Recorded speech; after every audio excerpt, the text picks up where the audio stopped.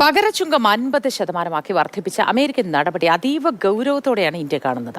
യുഎസിന്റെ സമീപനം ന്യായീകരിക്കാൻ കഴിയില്ലെന്നും ദൗർഭാഗ്യകരമെന്നും ഇന്ത്യ നിലപാട് അറിയിക്കുന്നു. രാജ്യ താൽപര്യങ്ങൾ സംരക്ഷിക്കാൻ ആവശ്യമായ നടപടികൾ സ്വീകരിക്കുമെന്നും കേന്ദ്ര സർക്കാർ പറഞ്ഞുവെക്കുന്നുണ്ട്. ഇന്ത്യയെ അന്യായമായ വ്യാപാര കരാറിലേക്ക് തള്ളിവിടാനുള്ള ശ്രമമാണ് ട്രംപിന്റേത് എന്നാണ് കോൺഗ്രസിന്റെ ആരോപണം.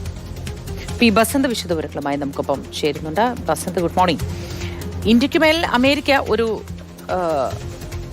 പകപോക്കൽ പോലെയാണ് ഈ തീരുവ ചുമത്തുന്നത് എന്ന് വേണമെങ്കിൽ പറയാം. റഷ്യയിൽ നിന്ന് എണ്ണ വാങ്ങുന്നതാണ് ഏറ്റവും പ്രധാന പ്രശ്നമായി അമേരിക്ക ഇപ്പോൾ ആരോപിക്കുന്ന ഒരു കാര്യം. റഷ്യയിൽ നിന്നും എണ്ണ വാങ്ങി ആ തുക കൊണ്ട് സഹായിക്കുകയാണ്, യുക്രൈനുമായി യുദ്ധത്തിലേർപ്പെടുന്ന റഷ്യയെ സഹായിക്കുകയാണ് ചെയ്യുന്നത് എന്ന ഒരു ആരോപണമാണ്. പക്ഷേ എന്തുകൊണ്ട് ഇന്ത്യക്ക് മേൽ ഇത്തരത്തിൽ ഒരു അധിക തീരുവ ചുമത്തുന്നു എന്ന കാര്യത്തിൽ ഇനിയും ഒരു വ്യക്തതയില്ല എന്നതാണ്. ഇത് ഏത് തരത്തിലായിരിക്കും നമ്മുടെ വാണിജ്യ രംഗത്തെ, നമ്മുടെ സമ്പദ്ഘടനയെ ബാധിക്കുക? ഈ 50% നികുതി അല്ലെങ്കിൽ തീരുവ പകരച്ചുങ്കം ചുമത്തുന്ന അമേരിക്കയുടെ നടപടി തീർച്ചയായും ഇന്ത്യയുടെ ചില മേഖലകളെ ബാധിക്കുമെന്നുണ്ടെങ്കിലും ഇന്ത്യ ഒരു അടിസ്ഥാനപരമായി ഒരു എക്സ്പോർട്ട് ഓറിയന്റഡ് മാർക്കറ്റ് അല്ല. ഇന്ത്യയുടെ ആഭ്യന്തരമായ മാർക്കറ്റ് തന്നെയാണ് ഇന്ത്യയുടെ ശക്തി എന്ന് പറയുന്നത്. അമേരിക്കയെ സംബന്ധിച്ചിടത്തോളം ഈ ആദ്യം 25%, പിന്നീട് ഇപ്പോൾ വീണ്ടും ഒരു 25% കൂടിയാകുമ്പോൾ 50% തീരുവ ഇപ്പോൾ ഇറക്കുമതിക്ക് അല്ലെങ്കിൽ അമേരിക്കയിലേക്കുള്ള ഇറക്കുമതിക്ക് വരുമ്പോൾ നമ്മളെ ഈ ഫിഷറീസ് മേഖല, അതായത് ഈ കൊഞ്ച് കയറ്റി അയക്കൽ അങ്ങനെയൊക്കെയുള്ള മേഖലകളിൽ ചെറിയ തോതിലുള്ള വലിയ പ്രത്യാഘാതങ്ങൾ ഉണ്ടാകുമെന്നുള്ള കാര്യത്തിൽ സംശയമില്ല. അതോടൊപ്പം തന്നെ ടെക്സ്റ്റൈൽസിന്റെ കാര്യത്തിൽ, സ്റ്റീലിന്റെ കാര്യത്തിൽ അങ്ങനെയുള്ള മേഖലകളെയാണ് തീർച്ചയായും ഇത് ബാധിക്കുക എന്നുള്ളത്. പക്ഷേ പൊതുവിൽ ഇന്ത്യയുടെ മൊത്തം GDPയുടെ 0.2% മാത്രമാണ് നമുക്ക് അമേരിക്കയിലേക്കുള്ള എക്സ്പോർട്ട് എന്ന് പറയുന്നത്.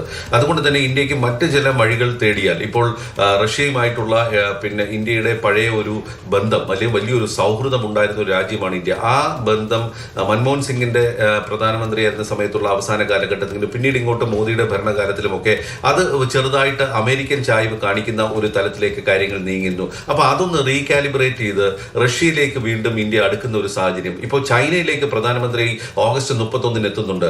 ഗാൽവനിലെ സംഘർഷത്തിന് ശേഷം ആദ്യമായിട്ടാണ് ഇന്ത്യൻ പ്രധാനമന്ത്രി ചൈനയിലേക്ക് എത്തുന്നത്. അപ്പൊ ചൈന ഒരു വലിയ മാർക്കറ്റാണ് ഇന്ത്യയുടെ. അതോടൊപ്പം തന്നെ ചൈനീസ് മാർക്കറ്റുകളുടെ ഒരു പ്രധാന സ്ഥലം കൂടിയാണ് ഇന്ത്യ. അപ്പോൾ ആ ഒരു വ്യാപാര ബന്ധം വീണ്ടും ശക്തിപ്പെടുത്താൻ കഴിയുന്ന ഒരു സാഹചര്യമാണെങ്കിൽ ഈ അമേരിക്ക കൊണ്ടുവരുത്ത ഈ തീരുവയിൽ നിന്ന് നമുക്ക് നേരിടുന്ന വിഷയങ്ങളൊക്കെ മറികടക്കാൻ കഴിയുമെന്നുള്ളതാണ്. പിന്നെ എന്തുകൊണ്ടാണ് അമേരിക്ക ഇത്തരത്തിലൊരു കടുത്ത നടപടിയിലേക്ക് പോകുന്നു? ഇന്ത്യയുടെ ഏറ്റവും അടുത്ത സുഹൃത്ത്, എന്റെ ഏറ്റവും അടുത്ത സുഹൃത്ത് എന്ന് നരേന്ദ്രമോദി പലപ്പോഴും ആവർത്തിച്ച് പറയുന്ന ഒരാൾ ഇത്തരത്തിലൊരു നടപടിയിലേക്ക് നീങ്ങുന്നത് എന്ത് എന്നുള്ളതാണ്.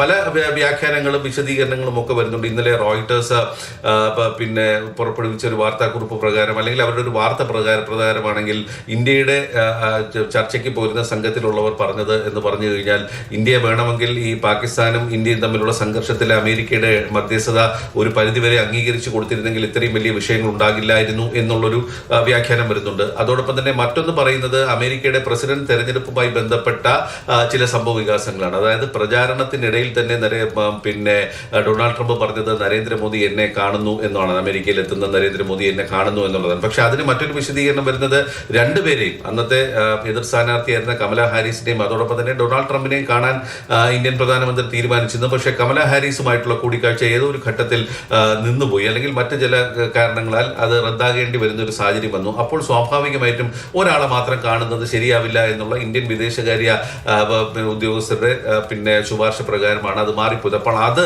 മോദിയെ ഡൊണാൾഡ് ട്രംപിനെ വല്ലാണ്ട് ഹേർട്ട് ചെയ്തിരുന്നു, അല്ലെങ്കിൽ മുറിവേൽപ്പിച്ചു. അതാണ് ഇതിനുള്ള കാരണം എന്നൊക്കെ പറഞ്ഞിട്ട് പല വ്യാഖ്യാനങ്ങളുണ്ട്. പക്ഷെ അതിനേക്കാൾ ഉപരി നമുക്ക് പറയാൻ കഴിയുന്ന ഒരു വസ്തുത എന്ന് പറയുന്നത് ഈ കാർഷിക ഉൽപ്പന്നങ്ങളുടെ ഇറക്കുമതി ഇന്ത്യ അനുവദിക്കുന്നില്ല എന്നുള്ളതാണ്. വലിയ തോതിൽ ഇന്ത്യൻ മാർക്കറ്റ് അമേരിക്കയ്ക്ക് വേണ്ടി തുറന്നു കൊടുക്കുന്നില്ല എന്നുള്ളതാണ്. അതോടൊപ്പം തന്നെ ക്ഷീരോൽപ്പന്നങ്ങളുടെയും ഡയറി പ്രോഡക്ട്സിന്റെയും അഗ്രികൾച്ചർ പ്രോഡക്ട്സിന്റെയും ഇറക്കുമതി ഇന്ത്യ അനുവദിക്കില്ല അമേരിക്കയിൽ നിന്ന് എന്നുള്ളതാണ്. സ്വാഭാവികമായിട്ടും ഇന്ത്യയുടെ ഏറ്റവും വലിയ ശക്തി, സമ്പദ്ഘടനയിലെ ശക്തി എന്ന് പറയുന്നത് കാർഷിക മേഖലയും അതോടൊപ്പം തന്നെ ക്ഷീരോൽപ്പന്ന മേഖലയും അറിയാം. നമുക്കറിയാം എല്ലായിടത്തും കോപ്പറേറ്റീവുകളുണ്ട്, മിൽക്ക് കോപ്പറേറ്റീവ്സ് ഉള്ള ഒരു രാജ്യമാണ് ഇന്ത്യ. അതോടൊപ്പം തന്നെ കാർഷിക മേഖലയിൽ കൃഷി വലിയ തോതിൽ നടക്കുന്ന ഒരു രാജ്യമാണ് ഇന്ത്യ. അപ്പോൾ അമേരിക്കയിൽ നിന്നുള്ള ഉൽപ്പന്നങ്ങൾ അല്ലെങ്കിൽ അവിടുത്തെ ഉൽപ്പന്നങ്ങൾ ഇറക്കുമതി ചെയ്യാൻ സമ്മതിച്ചാൽ സ്വാഭാവികമായിട്ട് ഇന്ത്യയിൽ വലിയ തോതിലുള്ള പ്രശ്നങ്ങൾ ഉണ്ടാകും. അത് ഇന്ത്യക്ക് അംഗീകരിക്കാൻ കഴിയാത്തൊരു വസ്തുതയാണ്. മറ്റൊന്ന് പറയുന്നത്, അമേരിക്കയിലെ സോയാബീന്റെ ഇറക്കുമതി ഏറ്റവും കൂടുതൽ ഉണ്ടായിരുന്നത് ചൈനയായിരുന്നു ഏറ്റവും കൂടുതൽ ഇറക്കുമതി ചെയ്തിരുന്നത്. അത് ചൈന നിർത്തി. ചൈന ഇപ്പോൾ അർജന്റീനയാണ് അതിനുവേണ്ടി ആശ്രയിക്കുന്നത്. അപ്പോൾ വരുന്ന ഒക്ടോബറിൽ സോയാബീന്റെ വിളവെടുപ്പാണ് അമേരിക്കയിൽ.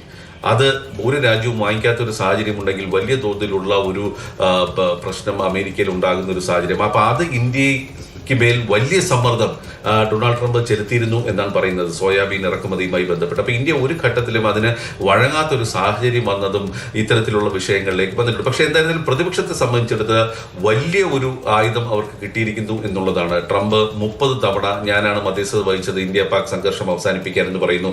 അതോടൊപ്പം തന്നെ ഇത്തരത്തിലൊരു പകരച്ചുങ്കവും ഏർപ്പെടുത്തുന്നു എന്നുള്ളതാണ്. ഇതിലാകെ ഒരു ചെറിയൊരു ഒരു ആശയമുള്ളത്, നമ്മുടെ മുന്നിൽ ഒരു പ്രതീക്ഷയുള്ളത് 30 ദിവസത്തെ അല്ലെങ്കിൽ 3 ആഴ്ചത്തെ ഒരു കാലാവധി വെച്ചിട്ടുണ്ട്. അല്ലെങ്കിൽ ആ ഒരു ചെറിയ വിൻഡോയ്ക്കുള്ളിൽ ഒരു ചർച്ച ചെയ്തിട്ട് ഈ ചുങ്കം പിൻവലിപ്പിക്കാനുള്ള എന്തെങ്കിലും നടപടികളിലേക്ക് പോകാൻ കഴിയുമോ എന്നുള്ളത്. പക്ഷേ ഇത് ശ്രദ്ധിക്കേണ്ട ഒരു വസ്തുത, റഷ്യൻ എണ്ണ ഇറക്കുമതി ചെയ്യുന്ന രാജ്യം ഇന്ത്യ മാത്രമല്ല, ചൈനയുണ്ട്, തുർക്കിയുണ്ട്. ഇവർക്കൊക്കെ കുറഞ്ഞ തീരുവ മാത്രമാണ് ട്രംപ് നൽകിയിരിക്കുന്നത്, 30%, 15%. മാത്രമല്ല യൂറോപ്യൻ യൂണിയനും റഷ്യയിൽ നിന്നും വലിയ തോതിൽ പ്രകൃതിവാതകം ഇറക്കുമതി ചെയ്യുന്നുണ്ട്. അപ്പോൾ റഷ്യൻ എണ്ണ മാത്രമല്ല അമേരിക്കയുടെ പ്രശ്നം, മറ്റെന്തോ കൂടി ഉണ്ട് എന്നുള്ള ഒരു വിലയിരുത്തൽ കൂടി നമ്മളിപ്പോൾ അതെന്താണ് എന്നത് കേന്ദ്രം ഇടപെട്ട് ഉദ്യോഗസ്ഥ തലത്തിലും അതുപോലെ തന്നെ പ്രധാനമന്ത്രി നേരിട്ടുമൊക്കെ ഈ കാര്യങ്ങളിൽ ഒരു തീരുമാനം ഉണ്ടാകുമെന്ന് തന്നെ പ്രതീക്ഷിക്കാം.